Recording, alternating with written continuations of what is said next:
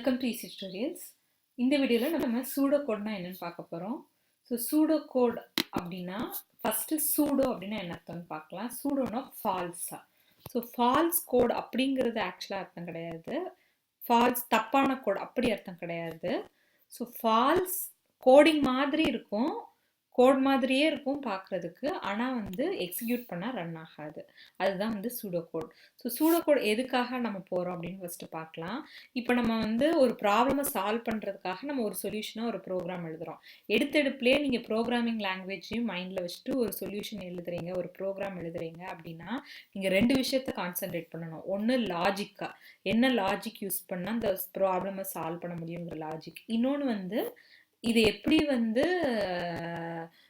Execute பண்ணணும், syntax வந்து semicolon போடணுமா, இந்த லூப் யூஸ் பண்ணணுமா, இந்த சின்டாக்ஸ் சிமாண்டிக்ஸ் இதையும் சேர்த்து யோசிக்கணும். ரெண்டு விஷயத்த சைமல்டேனியஸாக நீங்கள் சேர்த்து யோசிச்சிங்கன்னா உங்களுக்கு கன்ஃபியூஷன்ஸ் வரும், அதுக்கப்புறம் உங்களுக்கு கஷ்டமாக இருக்கும். ஸோ இந்த கஷ்டத்தை போக்குறதுக்காக தான் கொண்டு வந்தது சூடோகோட். ஸோ சூடோகோட் அப்படிங்கிறது என்னென்னா mixture of natural language and programming லாங்குவேஜா.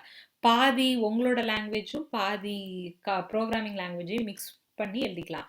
நம்ம கலோக்கியலாக தங்கிலீஷ்னு சொல்லுவோம் இல்லையா, பாதி தமிழும் பாதி இங்கிலீஷும் கலந்து பேசிக்கலாம், அது நமக்கு கொஞ்சம் வசதியாக இருக்கும் இல்லையா, அதே மாதிரி தான். ஸோ நேச்சுரல் லாங்குவேஜையும் ப்ரோக்ராமிங் லாங்குவேஜையும் கலந்து எழுதுகிற கோடுக்கு பேர் தான் சூடோகோடா. ஸோ அப்படி எழுதுனீங்கன்னா உங்களோட லாஜிக் கிளியராக எக்ஸ்பிரஸ் ஆகும். நீங்கள் லாஜிக்கை பற்றி மட்டும் யோசிச்சா போதும், சின்டாக்ஸை பற்றி யோசிக்க தேவையில்லை.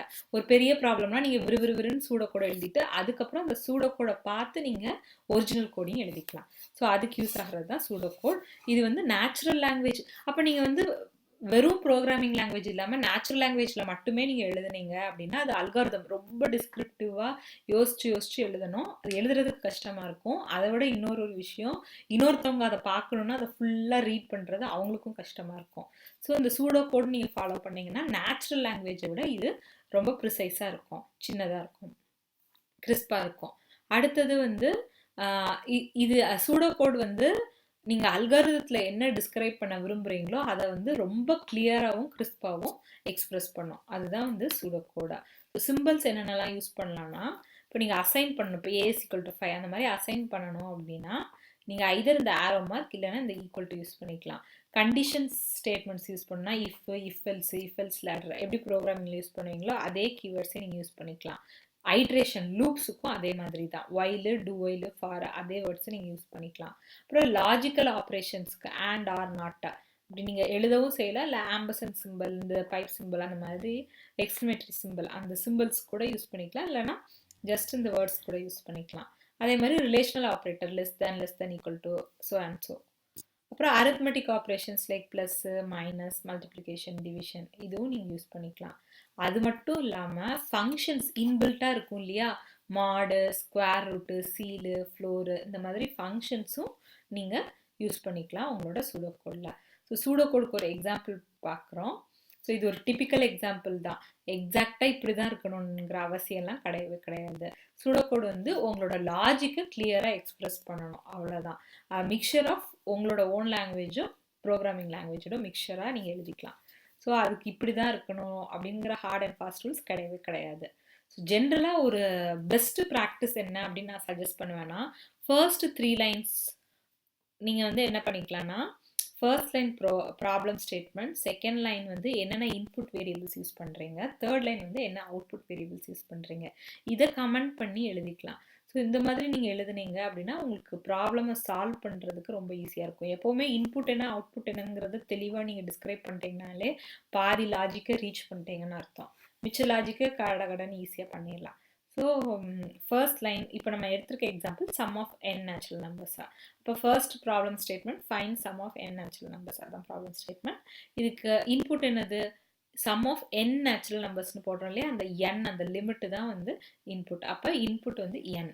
ஸோ என் எப்படி இருக்கணுங்கிறத சேர்த்து டிஸ்கிரைப் பண்ணிங்கன்னா இன்னும் நல்லது.